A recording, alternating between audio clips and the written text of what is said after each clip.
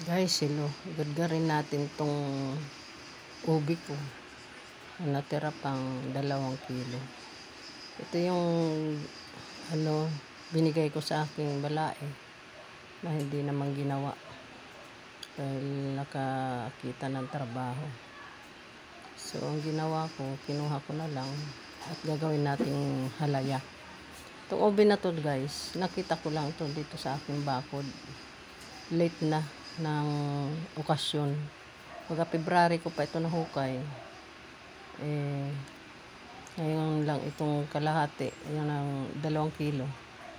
Ngayon ko lang gagawin halaya or karanon. Kumbaga sa Katarman. Sa Northern Samar, karanon pwede. Lagyan ng giniling na bigas. Tapos ipiprito. Yun nga lang, sintigas ng bato pagka lumamig. Puro na yan, puro bigas. Haluan na lang ng ganyan, giniling na masarap naman siya. Habang tumatagal, masarap siya.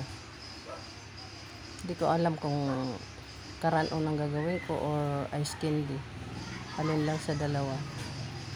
Pero guys, masarap naman ang halaya. Kaya lang magastos guys. Gaya ko na byuda, wala naman pambili ng ingredients. Waatik. Kumbaga waatik. So, bahala na. I-frigider ko muna siguro ito. Ito yung 2 kilong hindi pa nagagadgad. Ang nangyari, pagkatapos gadgarin, 1 kilo na lang at 2 grams ang ang malinis na. Kumbaga pagka naghanda ka at 1 kilo lang ang binili mo, kalahati lang magagawa mong halaya doon. Kaya kailangan talaga 2 kilo sakto para 1 kilo pag nagadgad na.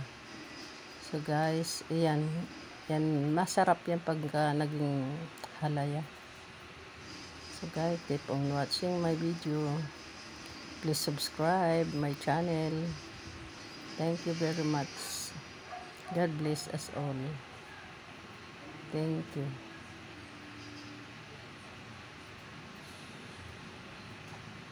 Ito ang buhay byuda.